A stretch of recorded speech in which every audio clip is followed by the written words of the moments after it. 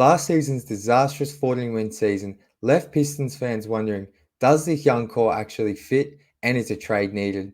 Therefore, I decided to rank each of the Pistons' last 5 lottery picks from most likely to be traded to least likely to be traded. So we'll get to that list in just a moment. Lane, skies a jam. Dynamite dunk and the crowd loves it.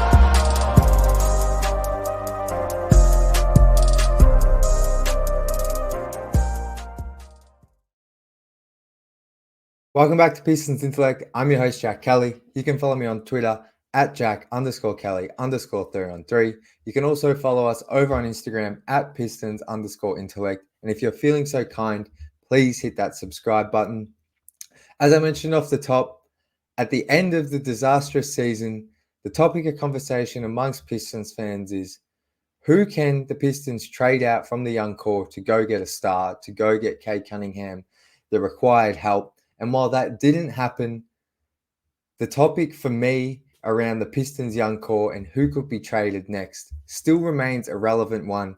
And it's something I wanted to discuss for a while this offseason. And I couldn't think of a better time to right now, as we are pretty much exactly 2 months away from the season.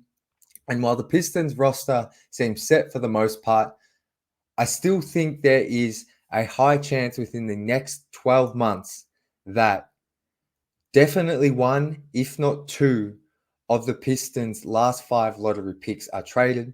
Those players I am talking about are Cade Cunningham, Jaylen Ivy, Jaylen Duran, Asar Thompson, and Ron Holland. 4 of which were top 5 picks, and Jaylen Duran was pick 13. And I don't think this is a bad conversation to have. I'm not having this to say any of these players suck or I think a trade's needed right now. I just think something I learned last season is that what we saw last season with the players around this young core, that young core within that environment did not work. Now, the pushback might be, well, they were never going to work with that environment and those players surrounding them. And I probably agree with that. But I still think that there are significant fit issues between this core of those 5 players, whether it's a lack of shooting, whether it's a lack of playmaking, whether it's a lack of defense. There's plenty of issues in here that all young cores have, and that in a potential world, this could all work. And maybe there is a world in 4 years where all 5 of these players remain on the team. But I think something I've come to learn over the years is that teams that draft this many top 5 picks or have this many bites at the apple in the lottery, you tend to find maybe 2 to 3 of those guys that you build around and then you move on. Like, not the best example, but you look at someone like the process Sixers, a situation which, whether we like it or not, the Pistons are very similar to that process Sixers team. That process Sixers team had Nerlens Noel, Michael Carter-Williams, Jahlil Okafor, and Joel Embiid, plus Ben Simmons. They were kind of their, I think Carter-Williams was pick 11, but the other guys were all top 5 picks. I think Nerlens Noel might have been pick 6, but you look at that, and I know that's not a situation or something, a blueprint maybe we want to kind of discuss as the Pistons replicating, but they moved on from all those guys, apart from Embiid. They are all gone off their team. And Ben Simmons, that was a weird situation who they eventually moved on from. But the other guys, Noel, Okafor, and Carter-Williams, they never even signed a second deal with that team. And a lot of those guys, you can say those picks were bad, but at the time, Okafor was a top 3 pick. The league kind of changed on him. Carter-Williams was rookie of the year.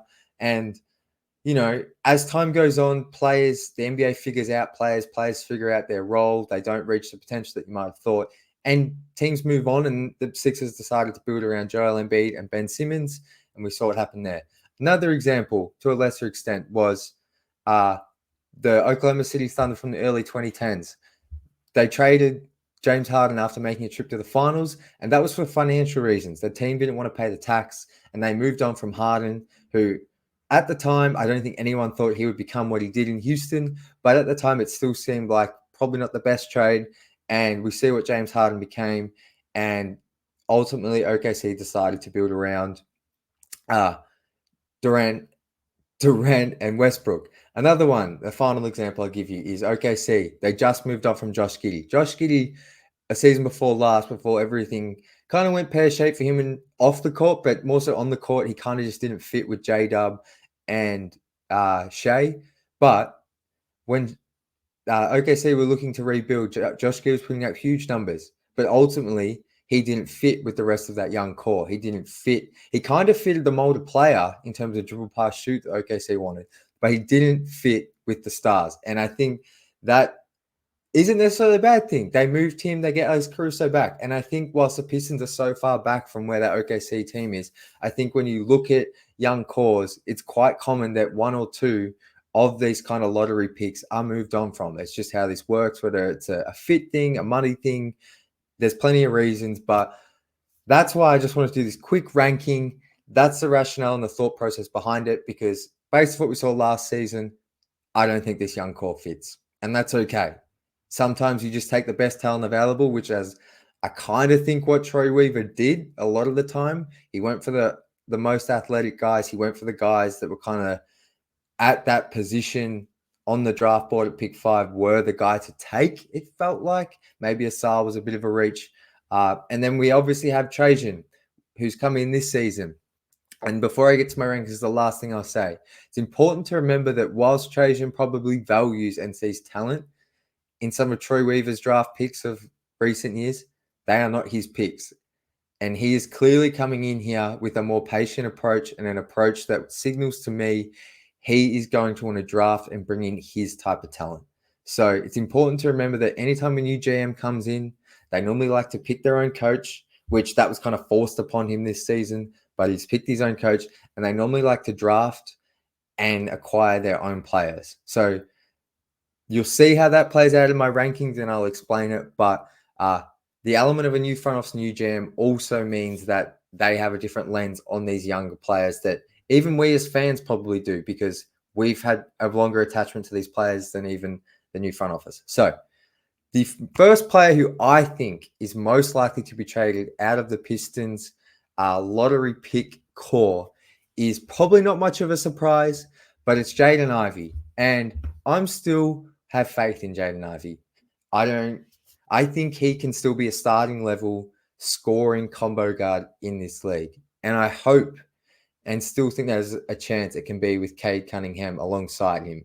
But based on what this team is kind of lacking and how this team needs to build around their star player in Cade, what we've seen from Ivy to date, particularly last season, is a guy that struggles to hit threes on a consistent basis and has yet to show much, if anything, on the defensive end outside of some effort.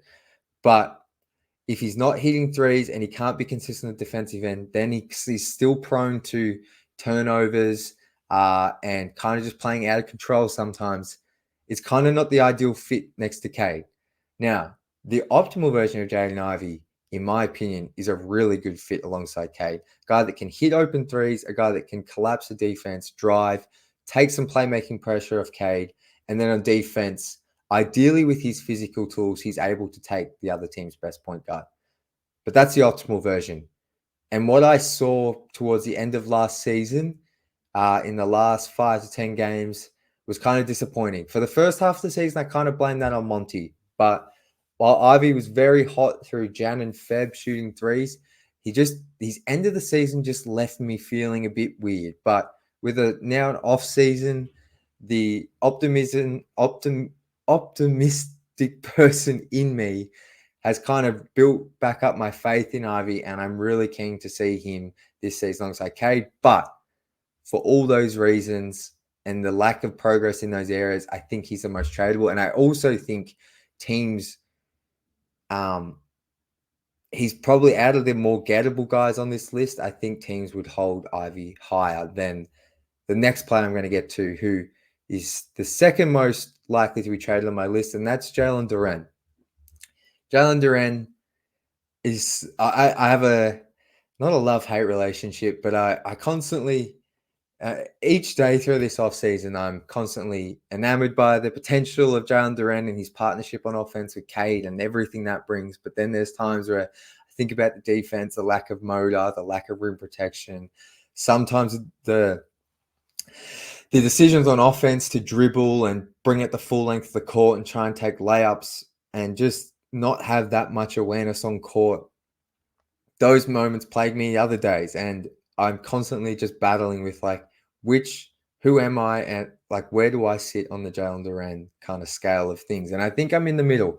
I think he right now is the Pistons' only true starting center. The Pistons have a couple of backup bigs in Stewart and Paul Reed, but both are undersized. Duran's the only true big man, and I think if he is able to show progress in the defensive end, like I don't even want to, like I'm not even expecting him to take a step, but if he can bring more energy, maybe average a block per game and just have moments where he's in the right position consistently, then I think that's a huge kind of step for the Pistons. And but those are hard things, because I think even something you would have seen throughout his time at Memphis was he did block shots, but I think defense and his positioning has always been a concern, and kind of maybe even his IQ on that end. And it's interesting because I think he shows such high IQ and feel sometimes as a passer offensively, but I'm not sure if it's a lack of motor. Well, I think that is at times, but just sometimes feels like maybe he wasn't kind of fit enough maybe to play starters minutes last season. I'm not sure. Maybe the ankle injuries have bothered him throughout his first 2 years because they've been prevalent. But I do think based on his position, ultimately for the talent we think that JD has, he doesn't shoot and he doesn't defend well right now. And bigs that can't do that don't have a whole heap of value as much as talent and how young Jaylen Duran is. That's why I have him at the second most tradable. Because the Pistons still kind of really need him right now. So that's why if the Pistons didn't have the issues they have in the backcourt with or if the Pistons didn't have all the shooting that they added this offseason, I probably would have flipped, and they had another true backup big, I probably would flip Ivy and JD, but just based on the roster, I've got Duran as the fourth most likely to be traded. Number 3 for me is Ron Holland. I'll be quick with this one. Ron Holland sits here not because I think he has more talent than Ivy or he has more talent than Jaylen Duran. I kind of think he does, but the reason I have him here is one, because Trajan drafted him. Trajan's not going to move his top 5 pick, who he surprised everyone with taking him at pick 5. Like Trajan has an attachment to him. This new front office has an attachment to him. And number 2 is also, at the end of the day, he's an athletic 6'6", 6'7" wing that if he can figure out the jumper, he's going to be a player that just based on his physical tools is going to get NBA minutes anywhere he goes. Now, obviously, there's plenty to improve upon for him. We saw that at Summer League. He impressed me at Summer League with the way he got better each and every night. Plenty to work on, but just based on the position he plays and the fact if he can add a jump shot, like athletic wings that can shoot threes at 6'6", 6'7", or like what every team wants. So he's ahead. He's like, for me, like the Pistons would want to keep him. And that's why he's the third most tradable of these top 5, because I think that positional value is much more, how can I say this, is much more valuable to the Pistons and would be much harder to get Ron out of Detroit than a center like Jaylen Duran or a guard like Jaylen Ivy. So Ron Holland's at number 3. This is going to surprise people, but Cade, for me, is the 4th most tradable. And I guess to me, he's how can I say this? He's the second least likely to be traded for me on the roster of these young guys. And I know everyone would expect him to be last, but the only reason I'm putting him here is because mainly the Pistons' new front office and Trajan Langton. Now, I know they gave him his max extension and there's a clear commitment to keep him and try and build a winning team around him. But if the Pistons this season, if things aren't working and they once again want to trend in the direction of trying to get Cooper Flagg and Trajan decides, look, this team needs a full refresh, and, you know, this young core that Troy Weaver drafted, I'm not going to be able to pay them. I don't want to have to pay them next summer. if Trajan was to just go, right, we need a full refresh. Cade, I don't think can be that true number one guy. And he's having him on this team is going to raise our floor too much.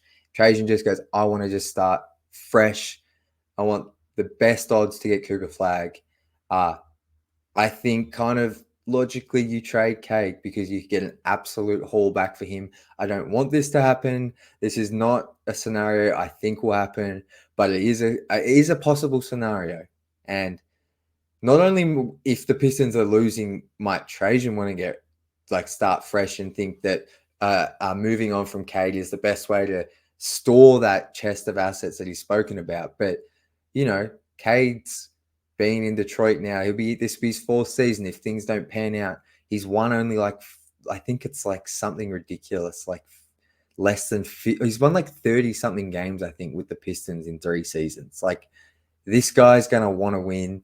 And I know we don't like players requesting trades, but truthfully, as much as it would pain me, if this team wins less than 20 games again this season, and then they start the following season winning bad again, not only would I be questioning the front office, but I would just be thinking, why would Cade want to be here? I think it's best for us as fans to move on from Cade and get a heap of picks and stuff while he's still young, still on a good deal. But that's the only reason I have him fourth. I clearly think in terms of being who has the highest upside and who's most likely to be a number one option, Cade is leaps and bounds at the top of the list for me. But it's for those reasons, the new front office, Trajan maybe wanted to pivot and get a heap of stuff back, that he's not the safest bet to stay on this team. And that's why I have Asar Thompson currently as the Pistons' least likely to be traded of the young core. Because I think, one, athletic wing. Trajan Langdon drafted a pair of defensive-minded wings with the Pelicans in Trey Murphy, Herb Jones. He signed Najee Marshall, I believe. And look, to be honest, like I said, 6'6", 6'8" wings that can handle the ball a little bit, defend, rebound, and ideally shoot, which I'm not sure if that comes around for Asar. But a player with Asar's kind of physical tools and the stuff he already has, NBA teams will line up for it, even if the jumper, especially while they're on a rookie contract. And I think, I just think Trajan would seriously value that. And just with where this team's at, that's why I have him as the least likely to be traded. I'm sure people are going to disagree with me. I just want to reiterate that the way I've ranked this is based on just these Pistons' last 5 lottery picks on who I think will be traded, who I think could be traded most likely the first, if that makes sense, to the least likely to be traded. So let me know your rankings. I hope that makes sense. I haven't always worded it perfectly, but I've had a heap of fun doing this. And yeah, let me know in the comments your thoughts, your rankings, all that kind of thing. But until Friday, we'll be back with another episode. Go Pistons.